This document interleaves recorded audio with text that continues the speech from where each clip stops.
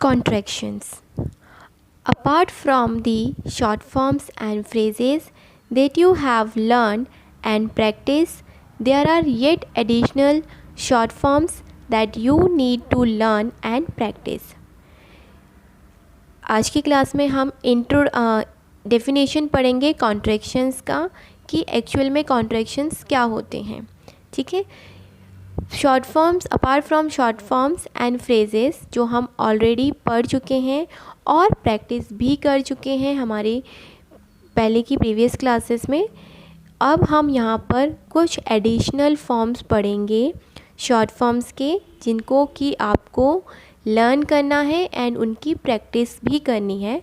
Because जो अब हम कॉन्ट्रैक्शंस या शॉर्ट फॉर्म्स पढ़ने वाले हैं that are not easy like we had done before. ठीक है. जो हम पहले कर चुके हैं ये उस तरीके से उतना इजी नहीं है ये वाले शॉर्ट फॉर्म्स जितने कि हम पहले कर चुके हैं.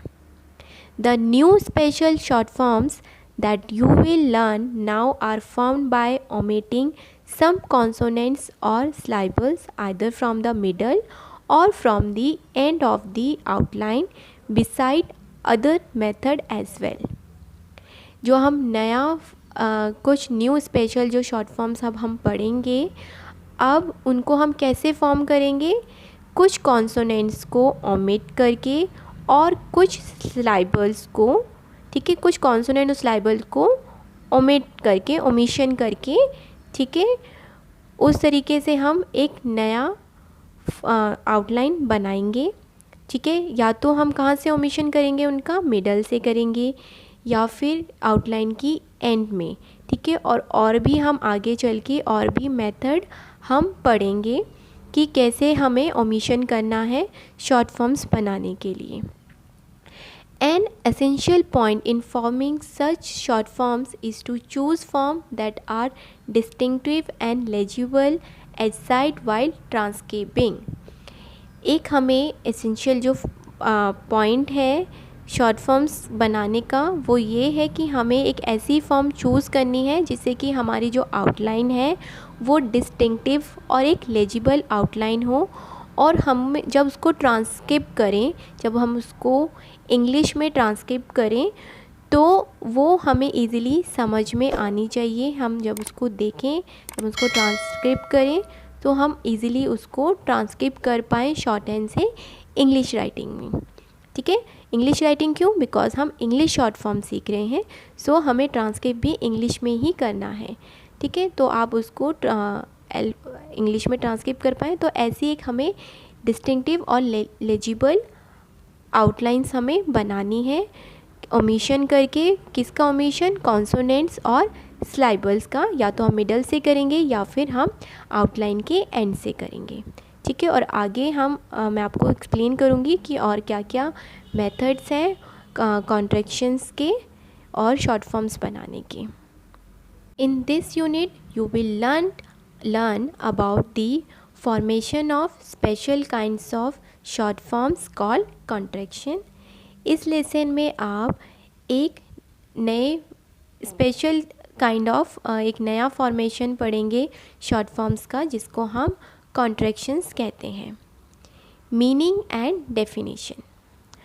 अ contraction is a short form containing not less than 2 strokes in which some of the consonants of the word are not written.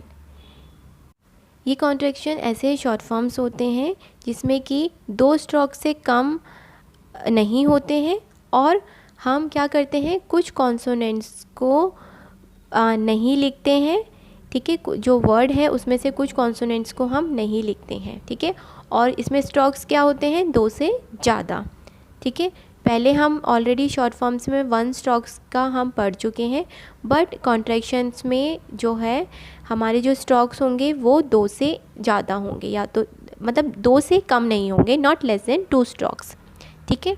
The term contraction denotes both of the word as well as the shortened sign representing the contractions for a number of words in common use and are formed by the omission of a middle or final consonant or syllables। जो term है contraction का वो denote करता है दोनों ही चीज़ों को, word को भी और शॉर्ट एंड साइन को भी। ठीक है, तो अब हमें क्या करना है, जब हम कॉन्ट्रैक्शंस बनाएंगे करेंगे, कॉन्ट्रैक्शन को रिप्रेजेंट करेंगे, तो हम क्या करेंगे, जो नंबर ऑफ़ वर्ड्स हैं, जो कॉमन यूज़ होने वाले वर्ड्स हैं और उनको हम कैसे फॉर्म करेंगे, मिडल और फाइनल के कॉन्सोनेंट या फिर सिलेबल्स को उनका ओमिशन करके, उनको हाइड करके, उनको हम अपनी आउटलाइन में नहीं शो करेंगे। ठीक है, तो इस तरीके से हम हमारे कॉन्ट्रैक्शंस बनाएंगे। Hey there. Subscribe to my channel. And also press this bell icon.